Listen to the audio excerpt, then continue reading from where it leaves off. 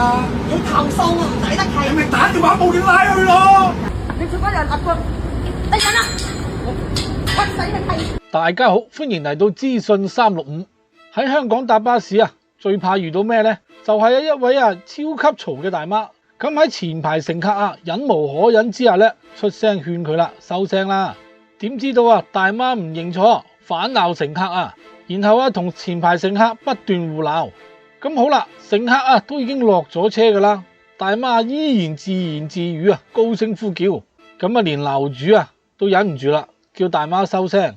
咁大媽落車之際反鬧樓主，話佢係咪食屎大嘅，仲狼死到落車之後執石仔掟佢。啊！要投訴我唔抵得契。你咪打電話報警拉佢咯！咁你我一制止你坐啊！制止你一句嘅收聲啦！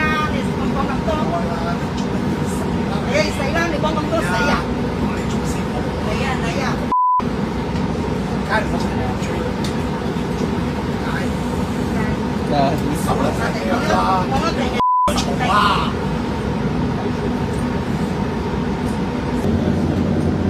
你個黐線仔，食屎㗎，得唔得？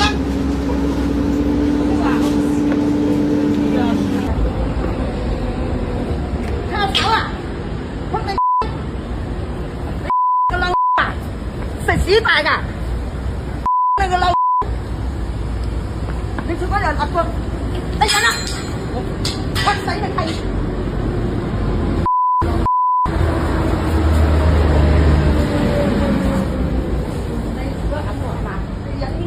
咁事件發生於10月9號。樓主表示，當時巴士上嘅氣氛本來係平靜嘅，但係有一位大媽坐喺後排講電話講足幾個站，聲量高得誇張。前排一位大叔終於忍唔住啦，要開聲咯。阿婆，你咪咁大聲啦！咁點知道阿婆即刻就反擊啦，你自己都喺度講緊嘢啦。咁兩個人開始就對罵起上嚟啦。全車乘客即刻就靜晒，有啲人就望啦，有啲人偷笑喎。咁氣氛好似開咗戰場咁樣。咁呢位前排嘅大叔落車之後阿婆似乎條氣未順喎，又開始自言自語咁嘈啦。樓主話自己真係忍唔住啦，到極限啦，開口話啦，阿婆，你可唔可以細聲啲啊？真係嘈住晒成車人啊！點知阿婆即刻就爆泄啦，指住佢鬧你係咪得閒冇事做啊？語氣仲越嚟越火爆，搞到呢位樓主都唔知俾咩反應好，仲話樓主係咪食屎大㗎？哇！樓主真係忍得住喎，如果係呢個時候我都可能會反擊喎，即刻指住佢嚟鬧真係。本人就屬虎嘅，真係老虎唔發威就當個 Hello Kitty 係樓主先咁忍得嘅啫。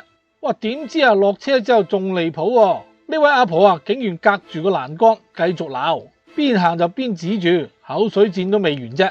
佢突然烏低身，由地上執起嚿石頭，手起石落咁就掟過去噶啦。幸好石頭擊中欄杆彈開，冇打中樓主啫。咁成個過程都俾鏡頭拍得清清楚楚。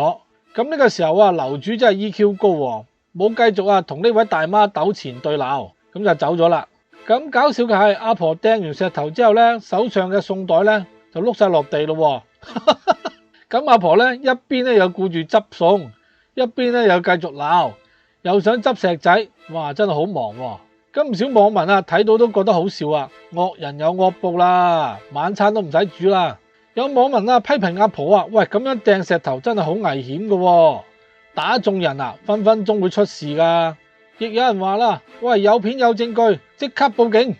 咁有人話阿婆好搞笑一路鬧人嗰啲菜一路跌落地，成件事好似喜劇咁咁樓主都留言佢話雖然冇掟中佢，但係睇翻都覺得又驚又好笑，真係抵佢死噶。惡人有惡報買咗啲餸跌晒落地，成件事真係好搞嘢咁其實呢位阿婆係咪新移民嚟噶？即係人哋嗌佢細聲啲啫，硬係好似食咗火藥咁樣，隨時就爆炸噶咯。落車之後仲用石仔掟人，真係好過分，真係報警拉佢先得。呢啲咁嘅人，咁其實搭巴士大家都係乘客，應該文明出行互相體諒。哇，唔係喐啲又好似食咗火藥咁爆發。嗱，不過講真啊，如果你喺現場呢，你會選擇出聲制止啊，定係忍一忍，等落車就算呢？歡迎留言、點讚、訂閱，我哋下條片見啦！